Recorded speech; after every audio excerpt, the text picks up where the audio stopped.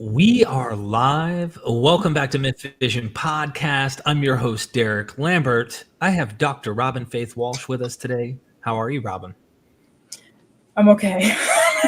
We were just talking about all the rec letters I'm writing today, so I'm trying to switch gears. That was the wrong question to open the stream. Should have been like, I hope your day is better today going forward, Dr. Walsh. But yeah, it's fine. Life throws us lemons. Let's make lemonade and try and add some sugar to it. Yeah, exactly. What are the Gospels, right? This is something you can read several scholars in several ways, and they will draw different kinds of conclusions, especially depending on what kind of school of scholarship they're coming from, how they're evaluating this literature. And your book, let me share the screen for those who aren't aware. The Origins of Early Christian Literature, you're trying to, from what I understand, you're trying to place the Gospels within a Greco-Roman literary culture and what that might look like in that literature. So you have the book. You have a website. For those who are interested in checking out the website, there's much here you can check out. And what's this here? Linktree? Oh, your Linktree. Yeah, Linktree, yeah. Okay, you can do that. We also have a course on MVP courses on the Gospels, and then we have one on Paul. And, you did both courses, so you could take an online class at your own pace on the Gospels and on the Apostle Paul from Dr. Walsh. We have that pinned in the comment section and in the description to give you an idea of what it looks like here. The Gospel Masterclass, Understanding the Gospels as Literature. This is all put together by Ryan. So, you and Ryan did it all. I'm proud of you, for doing it. Looks good. This is going to make noise, isn't it? Oh, I muted it. To show people, this is the Gospel specifically. And we have the Paul course, of course, as well. And then the book. You got to get the book. Anyway, enough of the promoting here, Dr. Walsh. I mean, we have some conversation we can have back and forth about the Gospels. But we are hoping people will sign up for the courses because this is my way. These are my words. I'm the one saying them. This is my way of showing appreciation to scholars like you and to try and kind of create a movement online where we can take academics and make them appreciate the public platforms and say, hey, I want to talk more to people. This helps my family, feed my family. This helps me be motivated. And there's a lot of compliments that come with putting yourself out here with the knowledge you have, because there's so many students that see your work and go, whoa, I want more of what Robyn is putting out there. Well, that's really nice of you to say. I mean, a big motivation for doing this is, like you say, to make this kind of knowledge more accessible to a wide audience. And, I can speak a little bit for myself. I mean, obviously there's the democratizing education and the important ethic behind that. For me, it's also teaching me a lot, not only about how to relate to my students, to think about not just making things very high-minded, or complex. It's helpful for me to sort of metabolize this material in more accessible ways. But I mean, let's be honest, college is so expensive. Not everybody can go. And I'm not saying that I'm like, the be all end all of like education on this issue, but the more voices that are out there, I think to give, like you were saying, different schools or a range of possible interpretations that are out there, I think the better. And then the other thing is, back to what I've learned from this process, is sometimes it can be hard to figure out. I mean, we're talking about ancient, dusty old texts, right? And placing the Gospels in conversation with other 1st and 2nd century literature, that necessarily means we're talking about like ancient Greece and Rome. So, Plato, Virgil, those kinds of guys. And, it's very easy to be like, what does that have to do with anything, right? Like today in 2024, when we're recording this, like with day-to-day life. But the less I'm kind of in that ivory tower, and the more I look around, because I'm not particular, myself part of like a faith-based perspective, I'm realizing, how much good can be done from offering these kinds of courses too, to help people understand where our interpretations come from, the nature of our sources, how we've gotten here. And I think it can do a lot of good. So not to make it sound too lofty, but those are the things I've learned in the process of trying to put this kind of thing together. Well, I appreciate you on this journey as an academic. People think of PhDs and they go, they have it all. They figured it out. I feel like the more you learn, the more you realize, right? The more you're like, hold up, there's more to this. There's so many more levels to this. And is it safe to say, like just getting on the context of the Gospels, is it safe to say that our evidence of, well, let me back up a little about the Gospels and ask it this way. Okay. What do you think about the way the Gospels have been viewed in scholarship, especially post-Enlightenment, as I would say more serious, rigorous academia came into the picture? I know that you talk about how it used to be viewed, or like commonly viewed, or just scholarship in general. I guess I'm saying up to contemporary times, like a lot of people are reading them. The early church fathers call them memoirs, right? They're reading them as if these are some type of, in the way they understand it, historical literary text with a little legend, maybe. Obviously, if they're serious scholars or they're serious about the truth, I would say without a doubt, there's legend there. And that goes for believer and non-believer, right? Like you've realized, I'm sure, as you've gone into the public arena, how much of a battle there is over, is this real history through and through? The apologetics versus the non, especially in America. But I'm asking, in scholarship, the way that the scholarship's heading, and there's this, well, I think I can glean mark, and I think this is history. Oh, I think that's legend. What do you think about that? Do you think that's a futile, like we're wasting our time? Well, I think what I try to do in the book is point out that I think the fundamental problem, if I'm understanding the question correctly, is that there's sort of myth making around these texts that goes on, and it can take a variety of different keys, right? Or it can look different ways depending on who you are. And so I think what tends to happen is that because these texts have such import, especially, and because people, hang a lot of their life perspective on them, right? It's hard to imagine them as just kind of practical day-to-day pieces of writing. And so one thing I tried to do in the book is say, like, let's just go back to basics. And we do this in the course too. I think this is really how we structured the course, back to basics. How do you even write one of these things? What do you need in front of you? Just the technical side of it. How much money do you need to have to be able to afford to write something like this? If you have a patron who's supporting you, what did that look like? What did it look like to go to school to get to the level that we see in the Gospels in terms of the kind of Greek? What does it tell us about who the Gospel authors are? What can we then determine based on what we know about ancient literary practices or how authors, put things together, how they published in the ancient world? What did that look like, and what can we tell about their social exchange and context based on these things? Because I think usually the emphasis is on that question: is it historical? Is it not historical? Rather than what did it look like to write? And how are these guys as writers? Now, I'm not saying scholarship, like you were saying, modern scholarship, how, where is it at?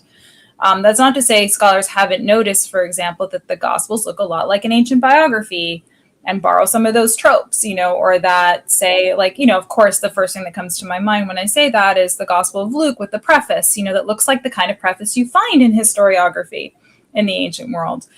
All of that, those are factors. And that people have recognized. But what's really interesting to me is to say, pretend you found the Gospels and treat them like you would treat any other kind of piece of literature in the first century. Forget all the other 2,000 years, since they were written to now. What would you say about them? And you would say, wow, they look an awful lot, like the kind of writings that we see with historiographers, biographers, etc. Once you recognize that, the question doesn't really become, is it historical or not, any more than you'd ask that question of I don't know, Plutarch or, an ancient historiographer. It becomes, what tropes and methods and approaches do you see represented in the Gospels that you also see elsewhere that's common to writers in this period? Because regardless of your faith-based perspective, and what you think the Gospels represent in that respect, they are still written by human beings. Now you can think those human beings are inspired, again, whatever kind of structure you want to put on those texts. What I'm trying to do is put them in a specific social context that helps us understand what kind of literary choices were made along the way. And to what extent do they show us? Because any human being who's writing is going to show their location. They're going to show, here's what I've been reading. Here's how you know to read my work more than the guy next door, right? Because I'm doing it in a better way, or I have better references, or I understand the history of the field. Whenever these guys, we talk about this in the course too, are deciding, I'm going to write in Koine Greek, and I'm going to write the story about this Judean, messianic figure. I'm going to reflect on the law, everything else that you see, but I'm also going to kind of do this in a key where I'm engaging the literature of biography and paradoxography and historiography, other things people are reading in the first century. The gospel authors are doing all of that. And I think it makes for a really interesting sort of new approach. Again, not new to say people didn't recognize comparison, but to really focus on, comparison with other kinds of literature, but to really recognize that we need to place these guys not in that mythological context. And I say guys because it's most likely a guy writing the Gospels, but not within that context of mythology or, an aspirational context, but one that really tries to ground them and understand where they're coming from. Because understanding them as writers rather than as, people representing Christian communities or debating the questions of historical Jesus, etc., that's been done quite a bit. So I'm just trying to change the conversation a little bit to put in a different emphasis. So as far as the Gospels go, you brought up some really interesting things we would like to know about these authors. And I'm not getting into the who wrote Mark, if Mark wrote Mark, none of that. I'm just simply saying, based on the Gospels, let's just scratch that about the whole, I'll call it the myth of Christian origin for this literature and all. Let's just go beyond that into the scope of where academics are, and they say, hey, okay, these are pieces of literature. What, based on your observation of the Gospels, maybe you start with Mark, are they doing? What are they using? You've mentioned, and this is one of the things I always get tickled by when I hear you talk about the Aeneid, Virgil, that you think Mark's doing something here with. Oh, yeah. It seems he's competing. But what is the Gospels doing? What are they trying to do? And what kinds of evidence would you point to other than maybe Virgil's Aeneid? And you can tease us about that. Other literature, maybe?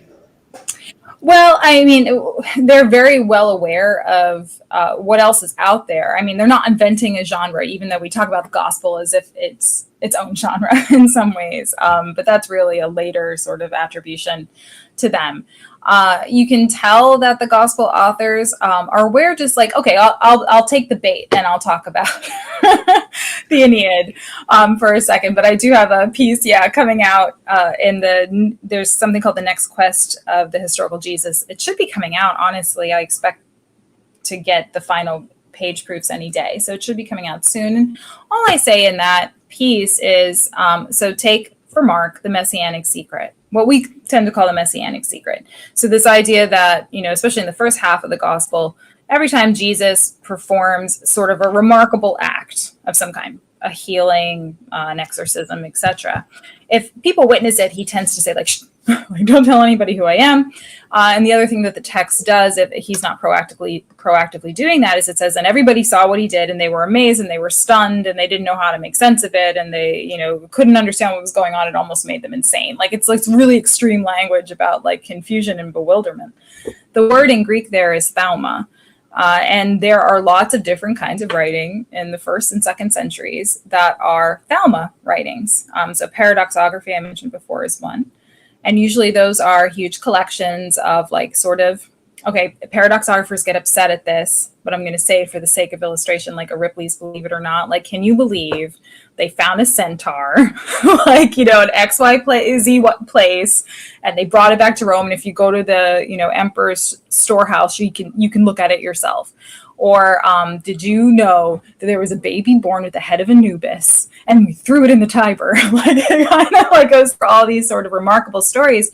What's interesting about that is usually the way time is kept in those stories is so-and-so was governor of this region when XYZ happened, which sounds also, by the way, like Gospel of Luke, when he's telling They're time. trying to put verisimilitude to the legend, to the myth. This is what I mean. Like you have to make it intelligible. Like people reading this thing will recognize if you do that, like, oh, we're having like, these are remarkable sort of wonder stories in the context of a biography.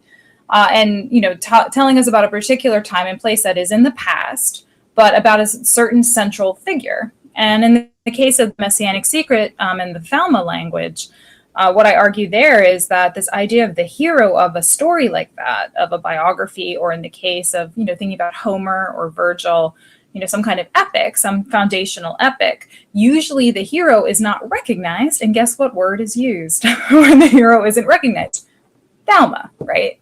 So, or if it's not the hero, some kind of central and sometimes subversive figure. So in the particular article I'm talking about, I argue that the way that Camilla is presented in Virgil is very, very similar. She marches in, she's kind of a warrior figure, like she's, like a militaristic figure, even though she's a woman. And when she'll like march into town, people are like awestruck, dumbfounded, like they almost go out of their minds. They don't know how to process this. It's all the same kind of like what we call the Messianic Secret. Then you can explain it not as like some big theological claim. Well, not to say it's not making a theological point, but that's not all that's going on. What's also going on there is a literary device that people are going to recognize as readers, as a writer. You know that this is successful. To, put that kind of Thelma language, especially into a story, which the Gospels are also acting a bit like a foundational epic, right? Like it's got a lot of features. And I want to be careful here because this is Dennis MacDonald's territory. I know you've talked to him a lot. But this idea of, the Gospel writers being really familiar with that tradition. And so you see those kinds of, I almost think of it like structure. There's got to be a certain structure to the Gospels, literary structure, and you see it elsewhere, and they're building on that same kind of idea, in part because the Gospel authors are trying to communicate clearly that Jesus is an important figure, that what happened is significant, and that you should pay attention to it, especially if you're not already in the in-group, right? Like, so depending how these texts are circulating. And so, of course, you're going to have to put Jesus on par with, these other texts that everybody else is learning on at school, or they've heard about, or they're reading. I mean, we even know in places like Pompeii, people who were not literate, like people who we wouldn't consider writers in the ancient world, had enough education to sometimes, sort of clumsily, but write like a line of Virgil that they know on, the side of a wall or on the bottom of a pot or something like that. We know people are like enjoying these stories. Right. And so the Gospels in many ways echo this, and the Gospel authors are clearly aware of these kinds of tropes. There's so much there that I love learning about this, because I used to look at these as like magical, perfect, actually what happened in every single situation, fundamentalist kind of mindset. And it is what happened. And you can absolutely trust that what they said is what occurred. And I think there's a bit of almost like a child's innocence to that, because you're not really acquainted with all the other material and all the other works, and you're not heuristically comparing, or at least saying, let me fairly look at this like I'm looking at everything else. And I think the big hiccup, and I've interviewed you in the past about this, is that Luke's beginning, right? The very beginning, which some scholars think was added at the prologue, that was just tacked on later. Some think it was there from the start. Dennis MacDonald famously says in the conversations with me, he's like, man, look, he does a half-assed job introducing it as if it's historiography, and then 11 verses later, angels are flying down. So it just sounds unbelievable. And anyone writing a historiography that is trying to be taken actually serious wouldn't write that way and not actually try to be more careful. What are your thoughts about stuff like that? Because there's been a debate. I'm bringing up kind of a different ideas here. Im David Litwa, how the Gospels became history. And then you have more of a mythography, combination of biography, combination of various stuff, like Dr. Richard C. Miller, who thinks that they're more cultic texts. They're not necessarily like trying to write fake history.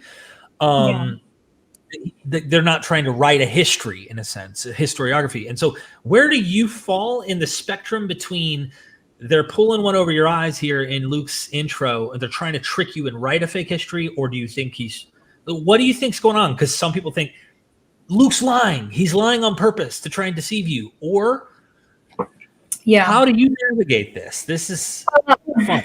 Well, I think I've told you the story before when I was writing the book that I had Post-it notes, like to remind me, like, these aren't special. And I don't mean that in like a pejorative way, but just to remind me of like where you started your question, which is, we are all sort of introduced to these texts in a vacuum, right? Like, we don't worship the other gods anymore. And so like this one is stuck. And so you've got 2,000 years of interpretation that's been built on top of these texts, and they lose their context. I was actually thinking, this is totally an aside, but I've been listening to a podcast lately called 60 Songs That Explain the 90s. I lived through the 90s, right? And like, I listened to this guy like evaluate, like, where did this song come from? I'm like, oh, I forgot that.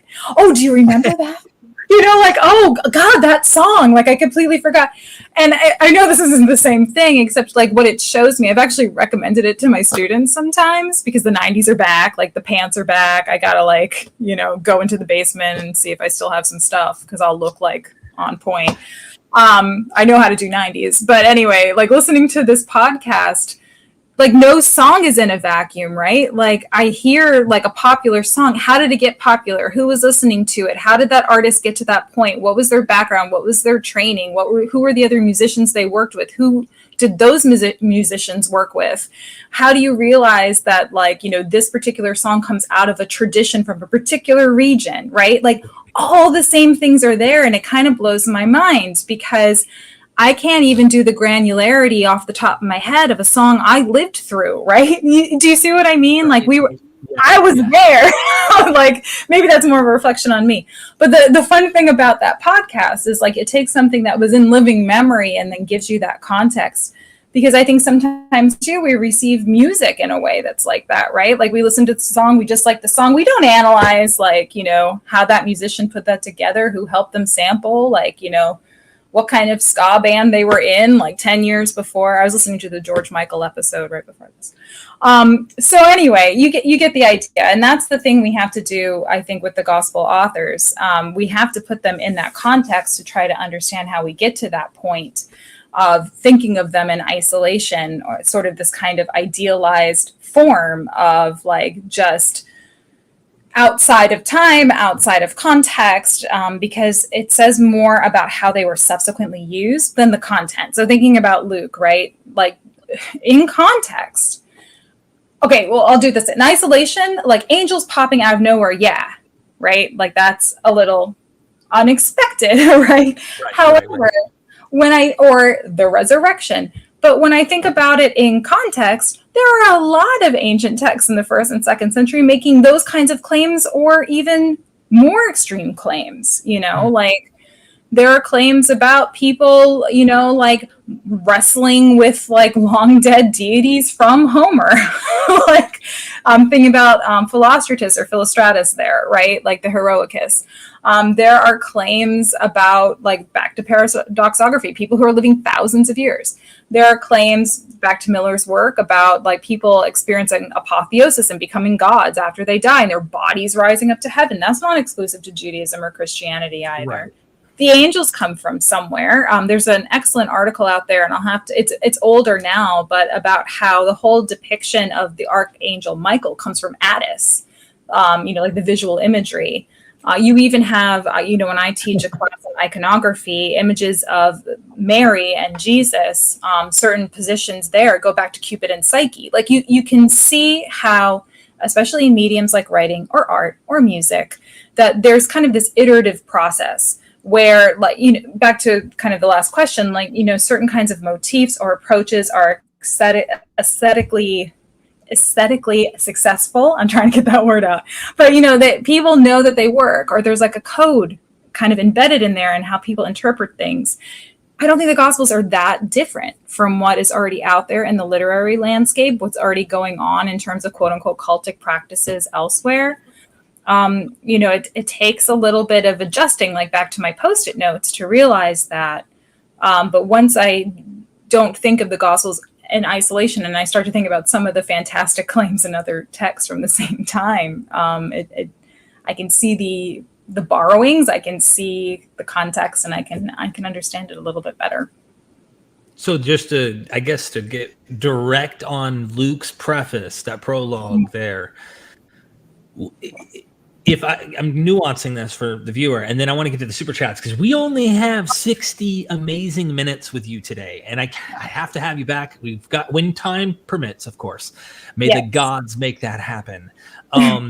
Is Luke, in your estimation, do you think Luke or whoever is put this intro here trying to make you convinced that they're writing history, or do you think, what do you think's happening with this little? It's just what you do. Like when you're writing a text like this, it's just what you do. I know that sounds a little bit like maybe flimsy, but like, let me give you an example. You have like Plutarch, doing something like Alexander the Great, like writing a life of Alexander the Great. He tells you, here's my source material. Here's how I approached it. Here's what I referenced. I talked to eyewitnesses. Here's why you can trust me. Medical writers. This is actually really interesting for people who debate that question, like, is Luke a doctor? Like, I know that comes up all the time. I think some of that could come from the fact that you have medical writers who will say, I've heard all kinds of treatments that are out there. I've read all the literature. I've talked to people, like what they're doing. You can trust me on what I'm about to tell you because I've done all the research and my version of this is a better one, right? Writers do this all the time, whether it's biography, historiography, medical, like it's just something that's super common. Obviously, not everyone is doing it, and that's why you don't see every gospel writer doing it. But there is a percentage of the writing community in the 1st and 2nd centuries who put this kind of preface on something where they are trying to really convince the reader to trust them. And that makes a lot of sense when you're about to have angels pop out, right? Like you need to have that kind of assurance. And the additional thing with Luke, where the preface makes sense to me, is that he has a patron. You have to recognize your patron. There is no way somebody just bankrolled you to like write this thing. And you're not like, hey, like I wrote this thing. Your money didn't go to waste.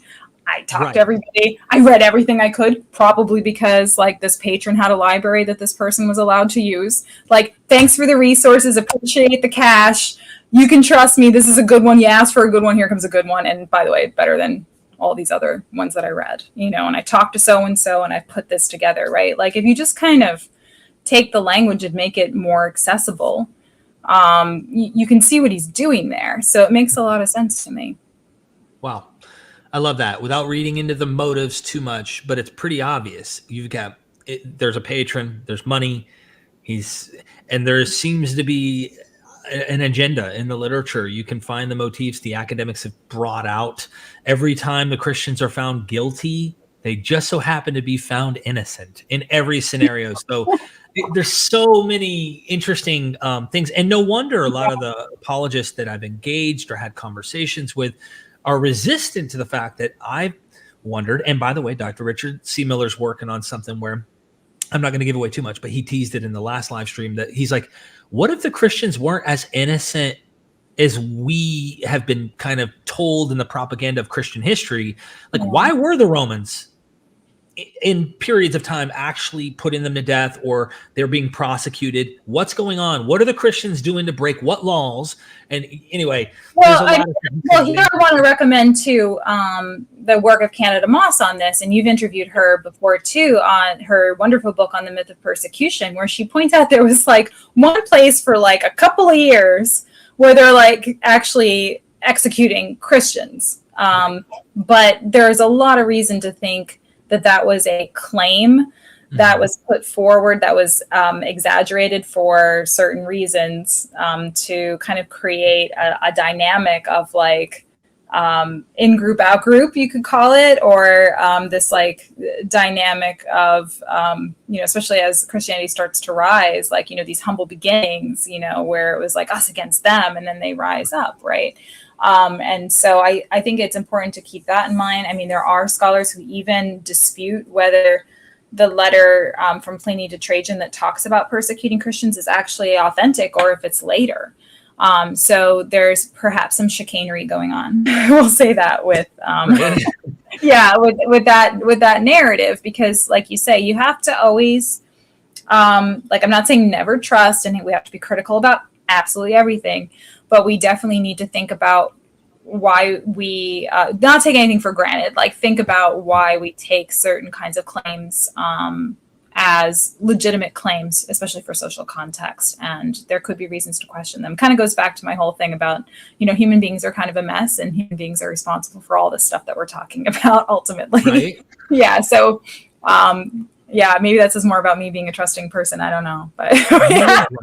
By the way, the queen of MythVision, my partner, my wife, are so much alike like that. Like, when I was a fundamentalist arguing with her to try and tell her how this is really inerrant and God, like, like really trying to argue the validity. And she's like, men wrote it. And I'm like, moved by the Holy Spirit. And she's like, you don't think any of the men's ideas actually got in there? And I'm like, she was like you. So one little statement, and then my last question in the super chat is this. Sure. I read Ignatius's letter to the Romans. Oh my gosh, it was the most suicidal letter I've ever heard. He even says at one point, the bread for the beast, that kind of, I'll be grinded into the tummy, into the teeth. And if they won't eat me, I'm going to open their mouth up and put myself in there. Yeah, exactly. It's just like, if they won't kill me, I will make them. Like, this is what he's. So anyway, a little bit, So then the last question I have is, how much influence in your scholarship and your research do you think the Gospels are tainted by Paul? So when we're reading something about Jesus, is this really Jesus in your estimation? Because the schools of scholarship, there's all sorts of interpretations and understandings. How much are we actually looking at Paul when we're looking at Jesus, and we don't know that actually this isn't Jesus? This is Paul and Paul's mission, Paul's theology in the caricature of Jesus in the Gospels. What do you think? Yeah, I'm glad you brought that up. So it gives me the chance to talk about something I was thinking about earlier on when we started the conversation, which is a lot of these things that I'm talking about as tropes, or something you would find in historiography or part of kind of the established literary tradition of the age. A lot of these things reflect a different, let me just use this language, a different standard of what's historical than we have now. And I think we've talked about this in the past, so I won't belabor it too much. But, like, we expect, if we read something in a book, that it's been like peer reviewed, gone through a check, like the footnotes work, like etc. Like, this is where like sometimes scandals come in, when we realize these things aren't, as well checked as we thought that they were. Or like in media, I think people have more suspicion about media now, but like there was a reasonable expectation that if something's reported, it's true, right? So we have an idea of history writing today that I think is different than antiquity, which is, I think, something that's situational in this respect. Because we can record things, because we can Google things, because, at the touch of a finger with a database, we have more resources now than we even did 20 years ago. I mean, it's sort of amazing what's happened just in my lifetime. In terms of like resources, we can do that kind of checking, and we expect that, like receipts, like we expect to be able to have receipts. In antiquity, the idea of being able to like look at the receipts was like a very different thing, because people weren't as mobile. Information didn't travel as easily. It's not to say that it didn't, but it wasn't as immediate. You couldn't just, like make quick reference to confirm a date or an event, right? So we're dealing with word of mouth. We're dealing with, if we want to call it oral tradition, we can call it that. But there were also some mechanisms in place for writers to indicate that what they were giving you was more or less the best truthful information that they could, or at least giving you an impression of what they know to be the truth, even if it's not to the letter absolutely what happened. And people, I think, had a broader tolerance for this in antiquity than we do. Does that make sense? Like, I think they would be okay with like, if they disputed a date, like, or if there was sort of a structure, like something like saying, I talked to eyewitnesses. The eyewitnesses give you like that invocation gives you a better sense that like, okay, at least you talk to somebody who's making a claim that they're there. But I think people also understood sometimes eyewitnesses aren't exactly, like super, super reliable, but better than nothing, right? There are other kinds of techniques in writing that you could use, that the idea was to give an impression of what somebody was like, rather than like, this is absolutely what happened, absolutely what they said, the absolute date. So I think that's why, I don't get as worked up about that stuff, because I think they're doing the best job they can, nuancing these things. And I think they had a different idea. I really like the work of Bowersock on this, Fiction is History, which is an older book, but I think it's very accessible and a good resource for what I'm talking about. As far as Paul goes, and this is related, and we actually do talk about this in the course, I think Paul is very much an influence for the gospel writers. And one example, and I think we end the course with a paper that I gave for the Society of Biblical Literature conference on this question, because so in the 19th century, there were already German scholars that suspected that the characterization of Jesus was actually based on Paul in the Gospels, that they had read Paul's letters. Paul represents sort of this ideal or aspirational version of what a good Christian is supposed to look like, right? I'll just use that kind of anachronistic language. And so then Jesus ends up embodying the ideal that Paul put forward in his letters. So that was something someone like Gustav Volkmar was already doing in the 19th century, that the entire biography of Jesus is based on Paul.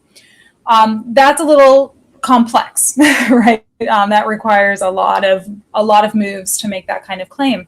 So what I argued in the talk that I gave as part of this was that you can see, I think, something like what we call the Last Supper, where Paul says, I received from the Lord, which as a formulation, I think you can make a reasonable case that he means divination experience. And I recommend the work of Jennifer Isle on this, that he's receiving from the Lord, meaning Jesus, information about what he should do, about Jesus's life, the Lord's life, about things that he thinks should happen, including telling him about this supper that he held before his death. So Paul goes into detail about, this is what happened at the Last Supper, this is what the Lord did, this is what he said, this is what we should do, in our communion. And then when you get to the gospel writers 20 years later, they tell you the story of the Last Supper. And it looks like what Paul said. And so what I point out is that if you took a study Bible and you look at, like the little footnotes in the study Bible, for the passages where Paul talks about the Last Supper, having, received that information from a divination experience from Jesus, it'll say, this must be an oral tradition that goes all the way back to Jesus and his followers, because somehow it made its way into Paul's letters, but it also made its way into the gospel. So there must be like this single point for which there is a trajectory to Paul and then a trajectory to the gospel writers. That makes absolutely no sense to me. Paul told you exactly where he got it from, right? He did not get it from the oral tradition of the followers of Jesus at the time. He tells you divination experience, right? I got it directly. I got this information directly from the Lord. There is no reason to suspect that he's telling you something that he got from another means. I mean, you could make that argument, I suppose, like he's trying to compete, with like Peter or something. Like, there's a way you could make the argument, but he tells you what he did. Mm-hmm. Why can't it just be more linear? An explanation is that the gospel writers were reading Paul's letters and, Paul told us, and we are going to authorize a divination experience that Paul, the apostle, had of the risen Christ, good as historical. So kind of back to what I was saying before, like fiction versus history, right? Sorry, I have students texting me. I have to close the window. But that's like as good as historical, right? Like you can report that in your gospel because it came from Jesus. It doesn't have to come from an oral tradition from a follower who was there, but it came from Jesus to Paul, to the gospel writers. Like that makes a lot more sense to me. And it's exactly what I'm talking about in terms of like other forms of information are okay. A divination experience is as good as somebody talking to you, right? It doesn't have to be our stark distinctions in modernity, I think don't exactly apply in this context. Thank you so much. We can get lost forever. So I'm going to hit these super chats. People have questions, and hopefully we can get them knocked out before you have to go. Equal Scales, thank you so much for the super chat. Robyn mentioned Last Supper, anointing, rooster, death, crucifixions in Gospels versus Petronius, ancient novels. How's Jesus' crucifixion historical, not literary? We don't have any other figures leading up to that point who have been crucified and resurrected in this way. So I actually take the crucifixion as something historical. Also, Paul tells us this. And so people who are wandering around, including, Peter, Paul not having known Jesus, but knowing people who were there, tells us these are facts, right, about the life of Jesus. There's a scholar named J.Z. Smith who wrote about this. The concept was called dying and rising gods. I think the Golden Bough talks about this too, Fraser. So in the 19th and 20th century, there was an attempt to try to figure out, are there other deities who were crucified and resurrected that Christianity is borrowing from, or thinking about like Mithras or something. There's no crucifixion there, but the idea of, like a figure who dies. And so that concept of the dying and rising gods was debated for a while, but really any concrete examples, and, somebody should maybe test me on this, but I've looked into it in the past. The examples we have of other kind of Greco-Roman deities who experience this kind of death, any kind of crucifixion or execution like a crucifixion, they're after Christianity. So then you have to start to think that that's a Greco-Roman borrowing of something that's coming from a Christian context. We just don't see it. So for that reason, I think that piece of it is historical. And also crucifixion, that was a huge thing to get over, honestly, for people in antiquity. The only people who were crucified, it was the worst capital punishment that you could experience. Crucifixion, and that's saying something, considering like people were executed in the amphitheater, like back to your lions. It was really a brutal death and usually reserved for people who just had no rights. So non-citizens, enslaved persons. In Rome, they used to crucify dogs every year and march them through the streets. This is a punishment reserved for really, this is why they say to be hung on a tree is cursed, right? Like this is a very terrible form of death in antiquity. And so that's a true innovation within Christianity, honestly. The fact that somebody could face this kind of execution, this horrific kind of execution, and to subvert that into he's really the Son of God, that would have been very compelling for people. But that particular element, the actual crucifixion itself as the form of death, I think we can think of as historical. Now, everything around it, like an earthquake when it happens, like that stuff you see in other kinds of writing. The idea of some kind of cosmic event or some kind of natural disaster taking place around the death or an event in the life of a hallowed figure or an important figure or a philosopher or, a deity of some kind, that's everywhere. So that doesn't surprise me. But just to give a little pushback / context there is that is it not possible that in the decades following this Jesus cult's origins, that they would take a catastrophic event of a death of a hero or demigod figure, similar to other myths that have deaths, may not be crucifixion, but Attis cutting off his junk and bleeding to death, or like crazy other examples, and they just kind of modeled one.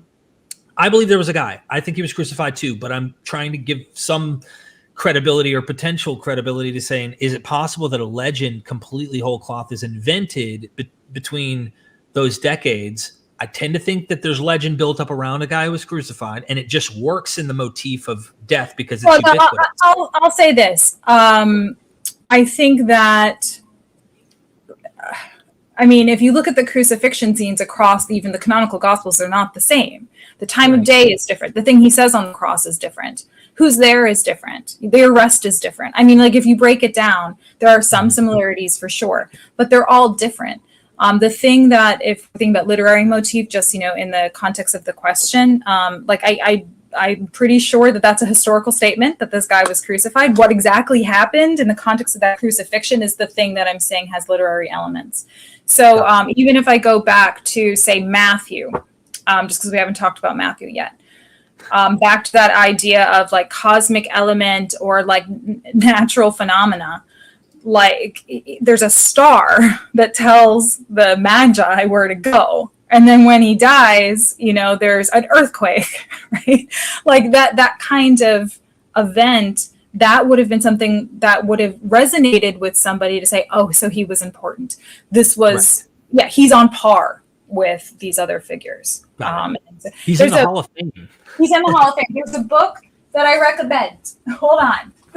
Is this your friend on Matthew? Is this sorry, go ahead. Oh, no. So this is, can you see? I can't see. Can you see this? Documents for the study of the Gospels. The Gospels. Yes.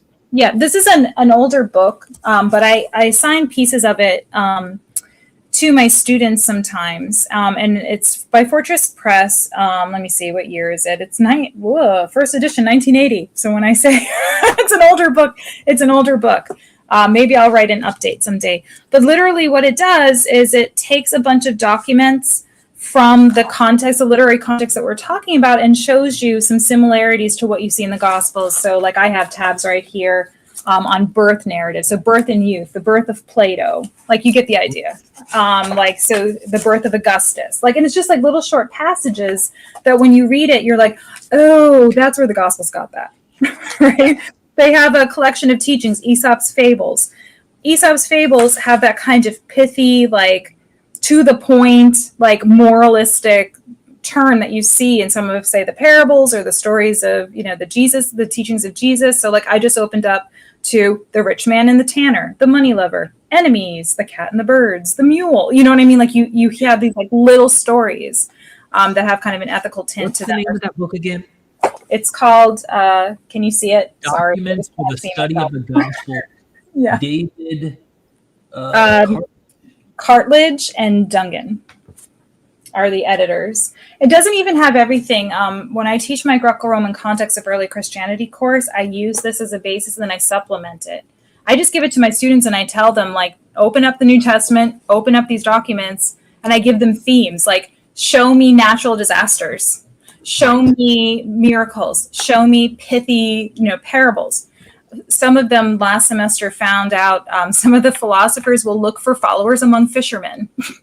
Pythagoras, I guess, does that in some texts, right? So all of those motifs, I'm not saying the gospel authors necessarily are referring to all of them, but back to literary context. So something like the crucifixion being supplemented by ideas of natural phenomena makes sense to me. Thank you so much. All right, we're going to have to blast through these. And I have to use the restroom real quick. And Grandmaster Stash, I know, I'm dying. Was the myth-making surrounding the Gospels intentional to paint Judea in a better light or create a new Roman mythos? I don't know if you can hold out for 2 minutes. Okay, I guess I'll talking for 2 minutes on this. Okay, so I think what's going on with Judea in this period, so the Gospels are supposed to be written after the Jewish War. Pretty much everybody agrees on this. Whether it's exactly at 70, that can be disputed. Hold on, another text in front of me. That can be disputed. But I think what's going on is that there's a keen interest in the period following the Jewish War in Judean stuff.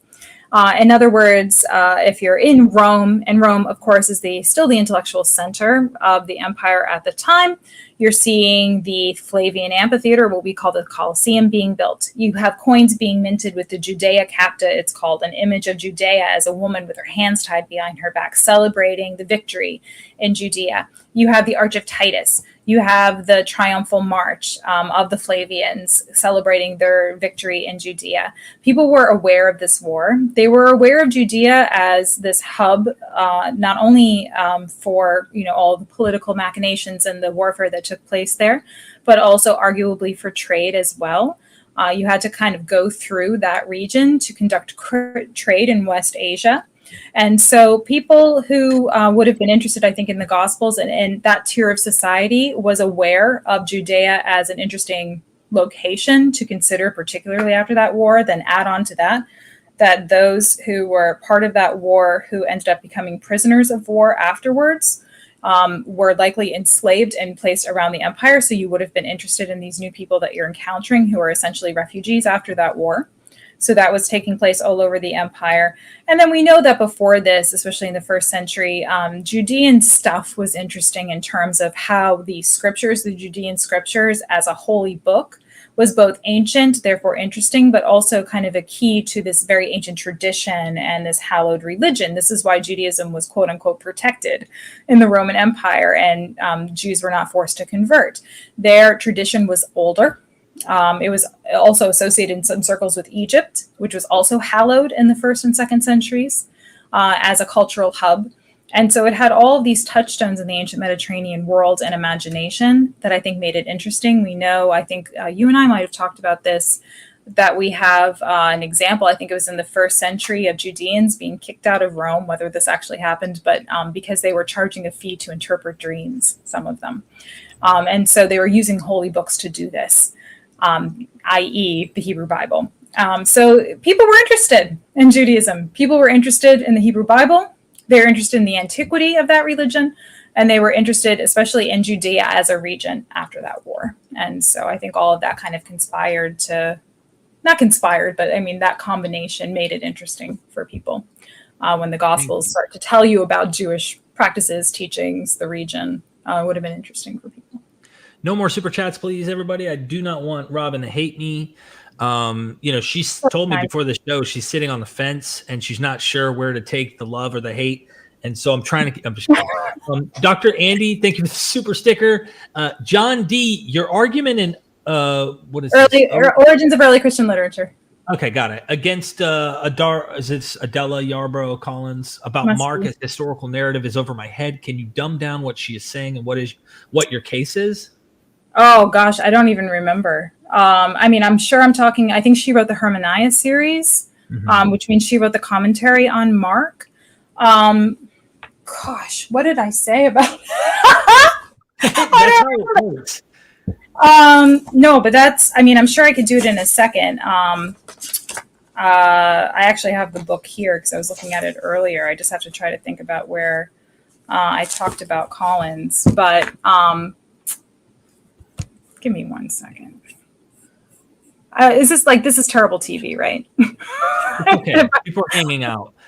334 people hanging out. Sign up for the course, please, everybody. We have a Gospels course, and that is 7 or 8 lectures, and then yes. Okay. So she argues that the Gospel of Mark is an ancient biography. And so I seem to talk about this at various points. Luckily, I had this open.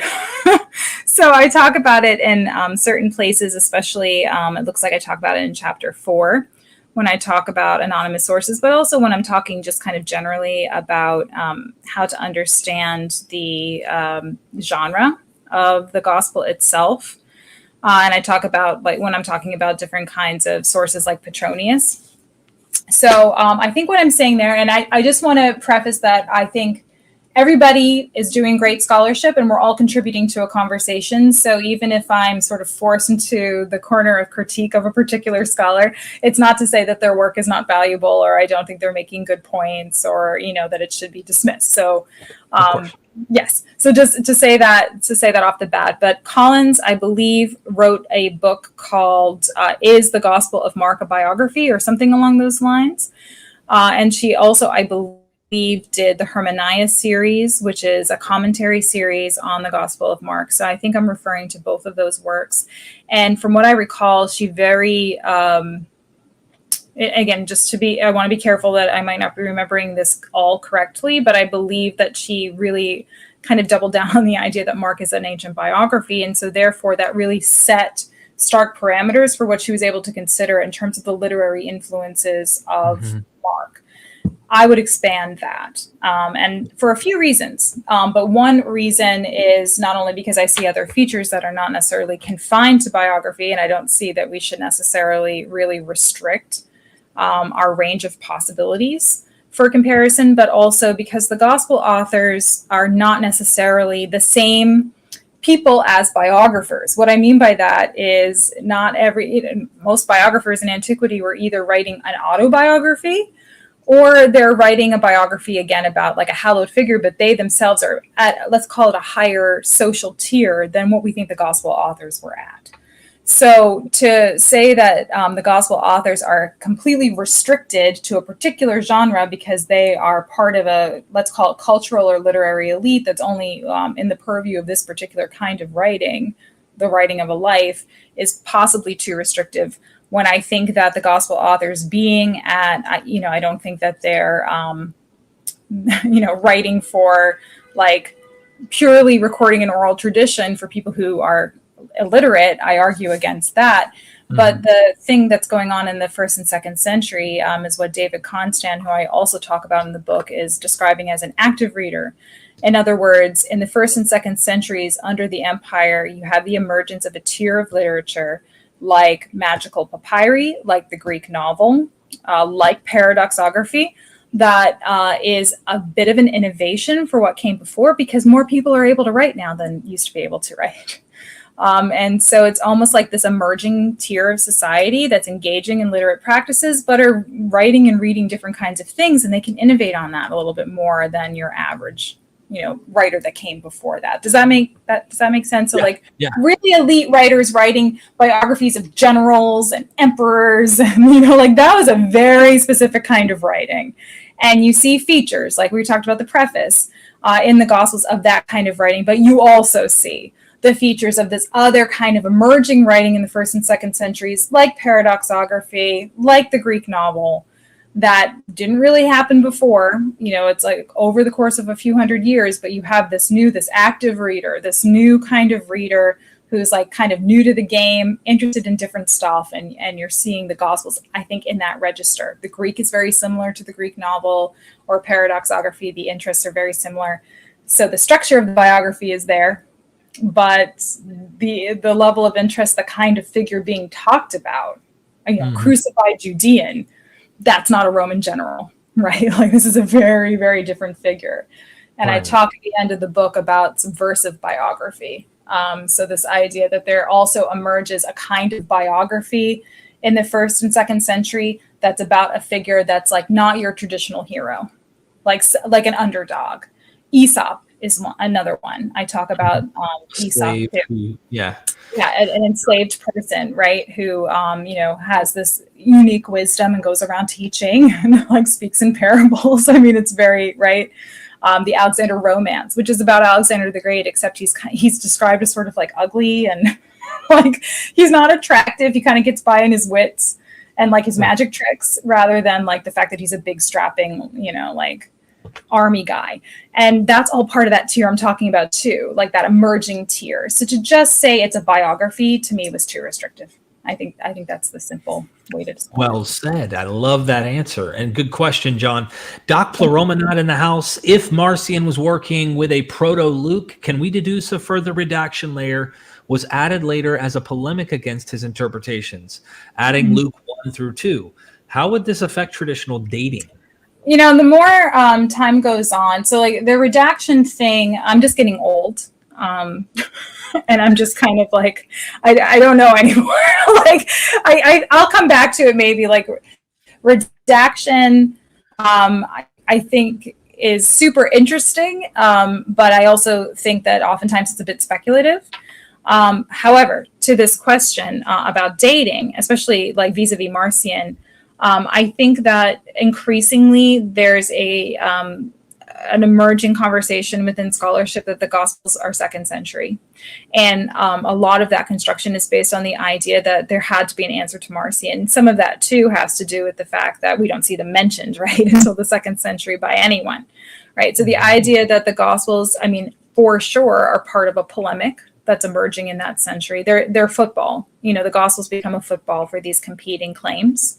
And especially, with Marcion likely having a proto-Luke, I think it gives us an idea. If we can't identify specific redactional layers, at the very least, we can talk about these Gospels being used as that football. And so I think we need to start looking more into the 2nd century as a more secure, maybe not starting point, but like location to begin the conversation. And I'm thinking here about the work of Dan Alucci. He actually has an article called Cata Pac-Man. So kata being according to, like that's the titles of the Gospels, but he relates what's going on with the authorship of the Gospels and anonymity, but also the 2nd century context where the Gospel, or where the church fathers are talking about the Gospel authors, to the way that video games like Pac-Man had an author. Do you know who it is? Or do we just talk about Pac-Man? Right? Yeah, exactly. So you can like get into who the specific author is of, say, a video game.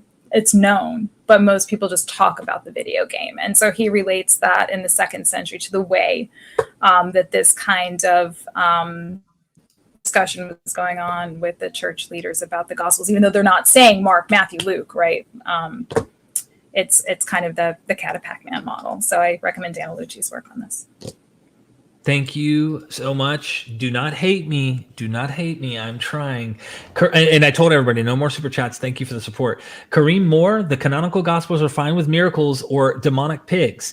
Any push to also include a resurrection scene could have been nice proselytizing tool. Well, I mean, this is so Mark ends with the women being afraid, right? But then you have post-resurrection appearance. Somebody realized this, like at some point, like Mark ended in a really kind of crappy way if you're trying to have a proselytizing tool. Okay, so I just denied my own thing about like, I don't care about reaction. Apparently I do, because I think that the Mark ending is a great example of this. Like somebody realized somewhere that they run away and they're afraid and they don't say anything. Well, how did we get here? And so you have to have like post-resurrection appearances for sure. So I think that you get that in Acts, right? Like you get the sequel. So somebody realized this, you're on exactly the right track. Some people started to realize this along the way. Thank you so much for that. Nitty in the house. Is Robyn familiar with Henry J. Cadbury's 1920 Cambridge Harvard Press work to show Luke is likely not a physician? I had a student do an independent study a full year ago. He was pre-med and he was determined Luke was a physician. And so I think we looked at that. I don't think he was. So it was one of those things where I was like, letting this student work with me. And like, I was completely open to him proving me wrong. Right. But I wanted him to try to show me all the scholarship and then like do kind of a critical reading of, why would we support or not support that conclusion? So I think I looked at it even just like a year ago. And I think that it's a bit of an over-reading of what's going on in Luke. However, I can kind of understand how some people reach that conclusion in context, in part because of things like the preface. Back to the Hermaniah series, I was looking at the Luke Hermaniah thing probably like 2 months ago. I can't remember why now. Is that from me texting you about it? What? Oh, were you the one? Yeah, that was it. It was I made your life hell. That's why I wondered. That was why I was looking at it. Yeah. Okay, that's why I was looking at it. Was that like 2 months ago? It was, I'd say, a month and a half ago. The whole preface was a huge question. Yeah, so he was texting me about Luke's preface, and I was like sending, like, while trying to put my kid to bed, I'm like, one hand swiping like long dissertations on like Luke's preface. That's why. So I looked at the Hermaniah series on that, which was written by Francois Bovon. And he references a bunch of medical treatises, or, at least like I remember one for sure, like in a block quote, but he has a section on the preface where he's like, yeah, physicians had this kind of introduction to their writings all the time, which, because I usually go like, my default's Plutarch, I found that really super interesting. And, automatically I was like, why didn't that student, tell me about the medical treatises that we worked on? That would have helped his case. But I think the reason people make that claim, and if I remember some of Cadbury's argument correctly, if that was I assume that was the thing I was reading. I'm taking the super chat for granted that was the exact author and title. But I remember this, reading some of these older pieces. The argument is that he's more specific about disease processes. So rather than, just call something, I don't know, like a cough, he calls it, tuberculosis. It's not that, but you get what I mean. Like he's a little more specific. The only reason I have a problem with that is that we know elsewhere, like in Matthew, there are more specific identifying features of the different kinds of diseases people present with that just get translated as epilepsy, for simplicity's sake, even though in the Greek it's more specific.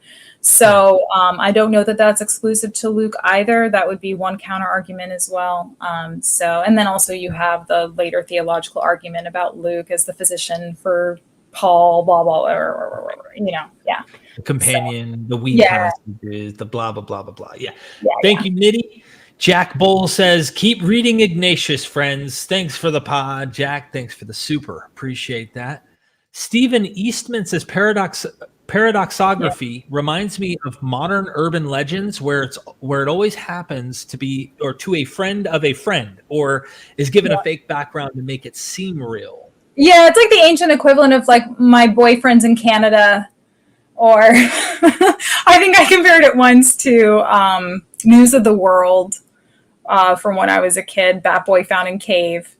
Like there's an appetite for, I'm now like on TikTok. There's an appetite for like, the algorithms figured out I like old Judge Judy clips and like, I just and like I keep getting like scenes from Cops. I don't know like why I'm stuck. It's that or like Abandoned Cats. I'm like stuck in a bad algorithm right now. But like it's actually kind of similar. Like these little dramas, like little short dramas. We love those. Yeah. Human beings love those. And so it's like an ancient equivalent of like TikTok or News of the World or friend of a friend for sure. It's gossip. It's ancient gossip. Thank you, Stephen. I appreciate that. Doc Ploromanot. Does Matt consciously contradict Paul's understanding of Jesus as the first fruit in 27:52 when the bodies of the saints rose before Jesus, re-articulating the Jewish understanding of the general resurrection? Well, I'd want to go back and look at that. I think that there's a lot of aspects of Paul. Like I can, I feel bad because this is $20. But there are a lot of aspects of Paul that I think get corrected. One of the ones that stands out to me is actually, and different scholars have had different arguments about this, but Paul says Jesus was buried. And there's a lot of like, was being buried just means like a general, like he could be put in a tomb, but like, and he meant buried, but in a tomb, like just kind of a general statement. I think it doesn't Collins, maybe not Collins, Dominic Crossan, doesn't he say like, it's just kind of, or maybe I actually think Crossan says he was buried in the ground, because there's this argument that like, if you were crucified, you can't take the body. Like that's a whole thing, that you. I can't remember, but I don't think Crossan thinks he was actually. He might have been buried in the actual ground, or was in a common grave. It was ate by dogs. I think he's even said, I'm pretty sure Crossan has said that because it's one of these kinds of points of debate, right? Like you had to willingly ignore Paul literally saying the guy was buried, which corresponds with like historical expectation, which is what I think Crossan is getting at, if I'm remembering his argument correctly. To have the empty tomb. But as Miller has talked about, Richard C. Miller has talked about, and I've talked about as well, the empty tomb was common to paradoxography, common to things like the Satyricon, and common to this idea of the missing body representing the deification or the resurrection of a figure or the apotheosis of a figure. So let me just reread this. The first fruits when the bodies of the saints rose before Jesus articulated Jews' understanding. Oh, okay, so this is also talking about how I think Paul says that he creates like a hierarchy of who's going to go first.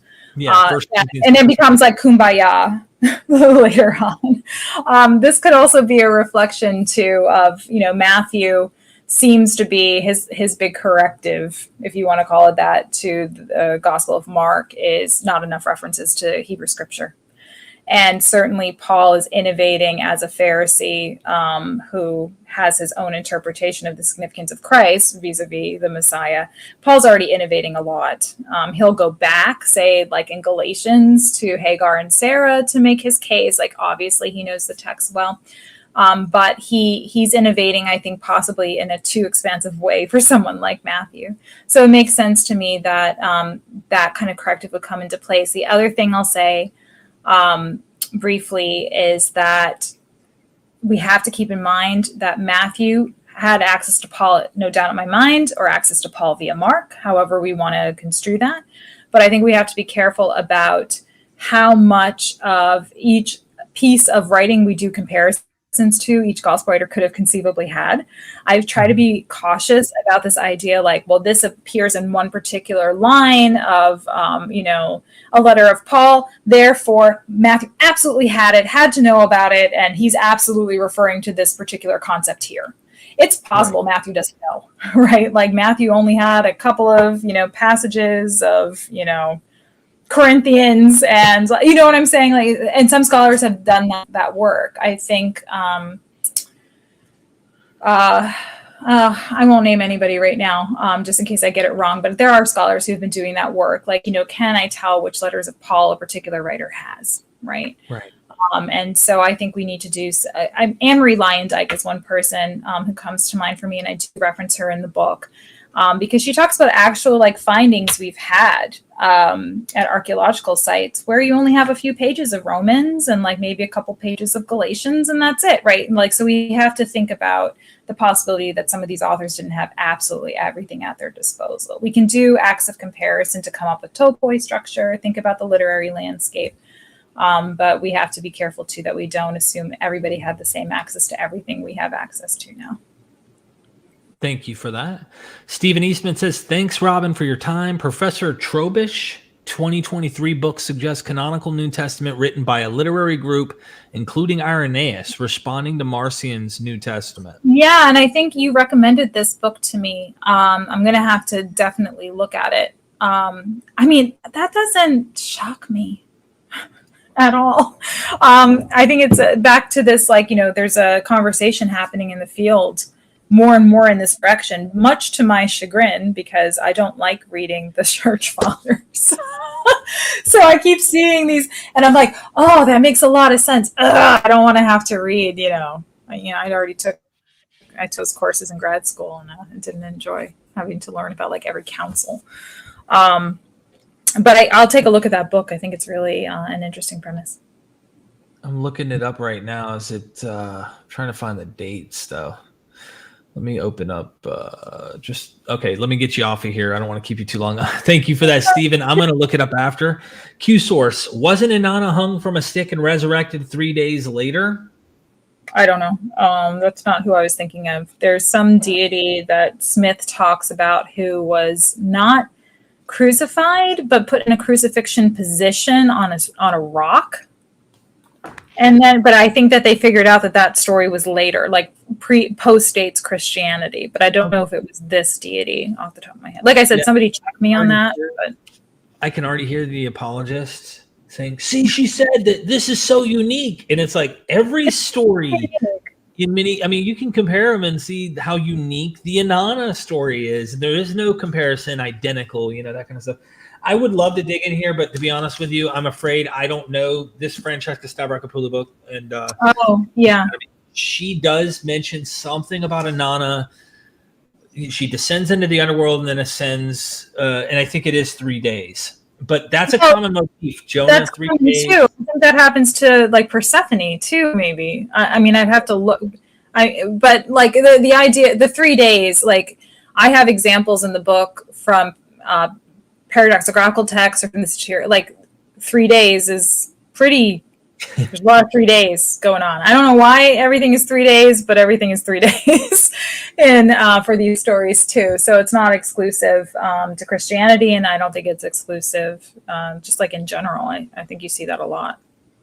I actually found I'm doing a origins of miracles, origins of Jesus miracles using Dr. Cotter's work. Her name. I'd have to pull her name up, but it's based on her book, which is pretty much just a source textbook for you to find the primary sources about Heracles or Hercules in the context, Asclepius, and then Isis, and showing how they pretty much do the same miracles Jesus does. Of course, different wording in some cases, but healing the blind, resurrecting the dead, or bringing people back to life, the whole nine. And in one of them about Hercules, it mentions 3 days, which I was like, yo, hold up, what the heck? And because And the Satyricon, the one that I talk about, is the widow of Ephesus. They stay in the tomb for 3 days and 3 nights. Like you just, for whatever reason, like the 3 days is the 3 is a significant number. And I'm sure there are people who are into that kind of like numerology in antiquity who understand why the 3. But that is a common motif for whatever reason. And then to that point about the healings, I think I'm sure somebody's done it, but kind of on my back burner of things to do at some point are classicists and archaeologists who have worked on Asclepius temples. There were often testimonials that went along with an Asclepius temple, almost like you could imagine them on a billboard in antiquity. Like, I went to this Asclepius temple and they healed my, fill in the blank. And like, there are several about hemorrhaging women, so that to me, it's like you could construe that as like the author of Mark, in Mark 5, recognizing like, let me get the greatest hits, right. Exactly. And this is something that would be expected of a healing God. I love the one, and I'm sure you know what I'm talking about, and then we'll move on, is that the one where the person is born without eyeballs, and they go in and it's saying like they didn't have even eyeballs in their sockets. And I have the source. It's going to be in a documentary I'm launching soon to kind of show, but like, this is not like, I just can't see out of my eyeballs. There's no balls in the socket and they come out with eyeballs. And it's like, I came into this place. Of course, someone made this crap up because you want to have people throw money at your Asclepius temple and the priests are happy to see it. But like, I went in with no eyeballs and I walked out with eyeballs and could see perfectly fine now. It's pretty ludicrous if you ask me. So James Apperson says, why was Saul killing Christians pre-learning their views? Here's a piece I can recommend is Stan Stowers has a piece called Paul the Apostle in a book on the history of Western philosophy. I think it's probably on academia.edu if you can get a hold of it. And I like the way that so I'm going to paraphrase him. This is not what he says, but I'm going to paraphrase him on this, which is essentially Paul was middle management, right? He was kind of like somebody, upper management was sending him out to do the dirty work at the time. And so his task was to kind of, ferret out these, let's call them, heresies. I don't really like that word, but let's call it that for the sake of illustration. But, people who are having these kind of, non-orthodox views at the time. And so somebody running around saying that a Judean from Galilee who faced capital punishment and was crucified is the Son of God, the Messiah, who's supposed to be this militaristic figure, and at the time we know, again, Jesus isn't the only figure making this kind of claim, either in his lifetime or after the fact. So they, we're just trying to keep order in that region. So, I doubt Jesus was the only example of the kind of subversive groups that Paul was targeting at the time. And by the way, just throwing this out there, Saul killing Christians. This is Acts. Yes, he pursues them. He pursues them, but Acts tries to, you know what I mean? Yeah, Acts says he kills them. Paul says he pursues them. I think, it's a reasonable interpretation to say that he's executing people. I like to think he's just annoying people, but that's because, my TikTok algorithm also gives me sad puppies and kitties. So like, that's my personality. So I recognize that. Thank you so much. Last one, Dr. Andy says, the two of you really look good or great together. Loved to listen. Thank you much. Come again. Come again. That's very kind of you to say. And yeah, I think we make a good team. I just really do make a great team. And I need a better internet and better camera. But yeah, we do need to do that. We do need to fix that. But you know what? More to come, Robyn. I'm going to be located in Florida shortly. You are telling people that. I was trying not to say it. So all right, it's out. You're welcome. Yeah. It's just, the people who are viewing, you're the elect, the chosen ones. And so you're able to know this information, and those on the outside just don't have ears to ear or eyes to see. Yeah, so I was trying to say, like, you're moving to Florida, we're going to hang out more, but I didn't want to reveal any state secrets. So Absolutely. We'll have projects coming up, more work. I just, there's so much you're doing that I find unique and interesting, and it pushes against the typical grain of what everyone else is kind of doing. That I appreciate. And I think this is my advice to any academics who ever watch my channel: push against the grain, test the limits. Don't lose your mind in the process, of course, but like, go out there, check it out, see what you can see, because I cannot imagine this is not competitive literature, which it had to compete. Therefore, it had to in some way nod by using the greatest of its time if it was going to compete with the better. And that's what I love about your work, Robyn. I love Dennis McDonald's ideas, even though I'm not sure about all the conclusions. But he's putting it out there, and I think that that's great. Exactly. And so, any final words from you? People, sign up for the course. Oh, sign up for the course. One of my favorite things that we do in the course, I look a little bit like a hostage, let's be honest, because we recorded it. Yeah, because I was. He made me sit in his hotel room till I finished it, and it was like 90 degrees. So it was a little hostagey. It's a little hostagey, but it's okay. You're listening to but one of my favorite things we did, remembering that, those few days we were together, is there's one class where we talk about what is a reasonable expectation for what we call Christian number. So we look at the work of this guy, Keith Hopkins, I think his name is. Is it Keith Hopkins? Is it Charting the Rise? He does that might be it, but he does something called Christian number and its implications. He wrote a piece called Christian number and its implications.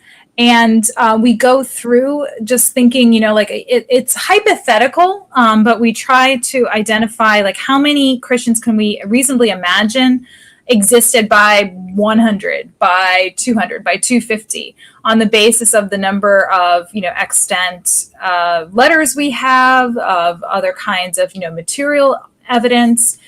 And this is like something that this guy did quite a bit. This scholar did quite a bit. I guess he was kind of like a frustrated statistician. Like he kind of goes through and gives these hypothetical numbers. But I think it's really interesting because, again, we're trying to make things as concrete as we possibly can. Like one thing I say about this point about like they're writing literature at their time period in the language of that time period in a particular context. Like what I tell my students sometimes is if you sit down right now to write me a biography of somebody, like anybody, yourself, a deity, like whatever you want, you're going to write in English. It's going to have like an opening. It's going to have paragraphs, like it's going to use particular kinds of language. It's going to have certain features that place it in its time period that tell me about your relative education.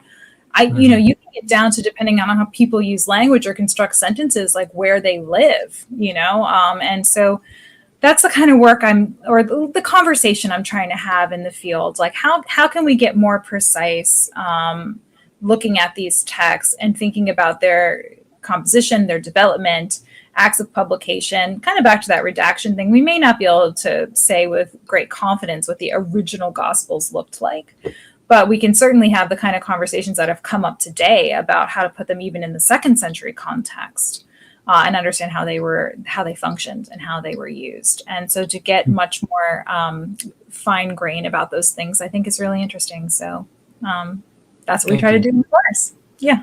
We do those. You also have other courses, like you'll do lecture courses on didascaloi. So for those who are interested, Robyn's doing all sorts of stuff. And so what I recommend, yes, I benefit as a platform when you sign up for our courses. Yeah.